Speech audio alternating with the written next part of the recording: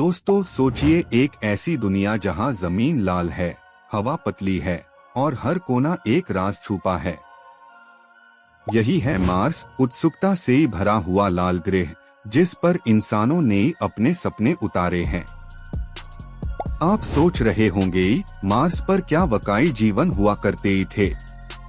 इस सवाल का जवाब ढूंढने निकले द क्यूरियोसिटी और परसेवरेंस, नासा के सबसे शक्तिशाली रोवर्स।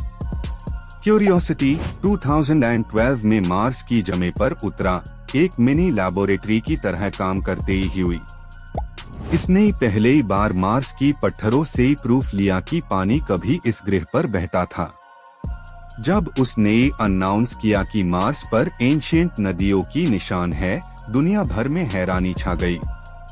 पर परसेवरेंस 2021 में आया, ज्यादा आगे जाकर इस मिस्ट्री को और गहरा करने। ये सिर्फ सैंपल्स इकट्ठा नहीं कर रहा, बल्कि मार्स से आवाज और हवा की वाइब्रेशंस भेज रहा है। सोचिए, एक और दुनिया की हवा सीधा आपके स्पीकर्स से टकरा रही है। क्यूरियोसिटी ने जब पहले पत्थर को ड्रिल किया था, तो धूल के अंदर कुछ ऐसा था जो साइंटिस्ट को हिला गया। ऑर्गेनिक मॉलिक्यूल्स, जीवन का पहला निशान, शायद कहीं अनकही कहानी। पर इसका मतलब ये नहीं कि मार्स में जीवन है, सिर्फ इतना कि वो हुआ कर सकता था। परसेवरेंस ने इस ख्वाहिश को और तेज किया, इस बार रोबोटिक इंटेलिजेंस से। ये रोवर्स हर दिन डेटा भेज रहे हैं, जैसे मार्स अपना दिनचर्या लिख रहा हो। पर क्या आप जानते हैं, मार्स का मौसम लगभग अंटार्कटिका जितना ठंडा है। -60 डिग्री, बर्फ जैसी मिट्टी और पतली हवा जिसमें जीना मुश्किल है। फिर भी परसेवरेंस अपने न्यूक्लियर पावर से ही गर्मी बनाकर काम कर रहा है। आपको ये जानकर हैरानी होगी, इस नई मार्स पर हेलीकॉप्टर भी उड़ाया था, इंजेन्युइटी। सोचिए, दूसरे ग्रह पर एक छोटा सा हेलीकॉप्टर लेग रहा है, कमाल नहीं? इंजेन्युइटी का हर उड़ान इंसान के सपनों को और तेज पर लगा गया। जैसे मार्स कह रहा हो, देखिए, आपका एक और कदम मेरे दिल में दाखिल हुआ। क्यूरियोसिटी और परसेवरेंस का काम एक जैसे नहीं, पर मकसद एक, जीवन का सुराग। मार्स के फोटोनिक डस्ट स्टॉर्म कभी कभी उनके कैमरा को धुंधला कर देते हैं।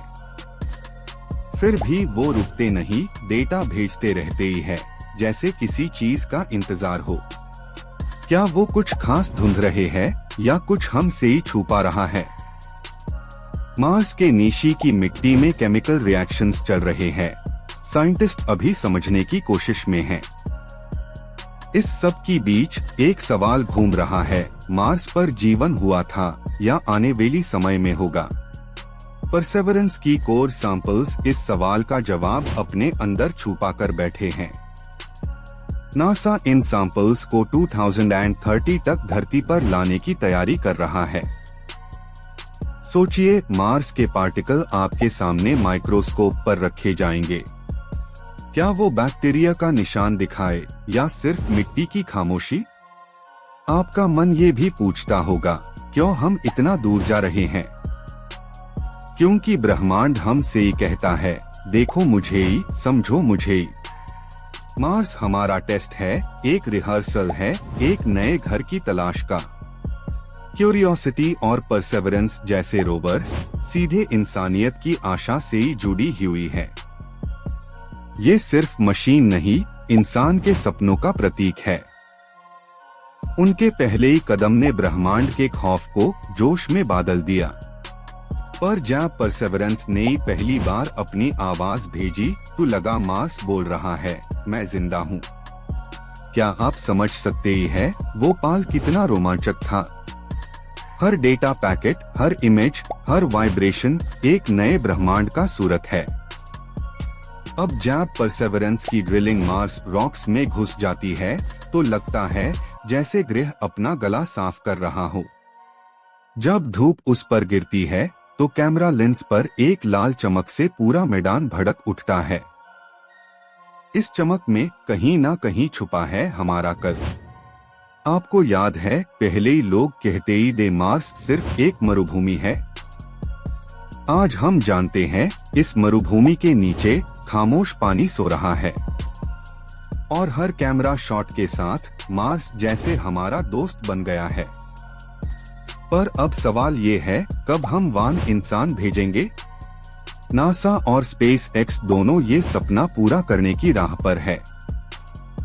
हो सकता है आपकी या आपके बच्चों की ज़माने में मार्स पे किसी दावते में कॉफी पी रहे हूँ, पर ये सिर्फ तब पॉसिबल है जब हम इन रोवर्स से ही सीखे हुए सबक याद रखें।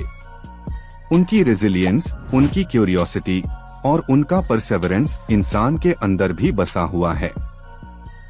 मार्स हमारा अगला घर हो सकता है, पर उसके पहले ही हमें अपनी जमीन समझनी होगी। ये मिशन सिर्फ स्पेस रिसर्च नहीं, एक अध्ययन है इंसान के जज्बात का। जब परसेवरेंस भटकता है मार्स के रजिस्टर में, तो लगता है जैसे हम अपनी तलाश में हैं। क्यूरियोसिटी ने पहली जमीन पर अपने व्हील से ही लिखा था, टू मार्स एंड बियॉन्ड। आप भी सोचिए दोस्तों, ये सफर खत्म हुआ या बस शुरू हुआ है? कहीं मार्स का राज हमारे अंदर की खामोशी ही तो नहीं? हो सकता है जब हम मार्स को देखें तो असल में अपना आईना देख रहे हूँ। आखिर ये मिशन हमें ये याद दिलाता है कि ब्रह्मांड सिर्फ बाहर नहीं, हमारे अंदर भी है। क्यूरियोसिटी और परसेवरेंस सिर्फ रोवर्स नहीं, इंसान के सपनों के दो पहलू है।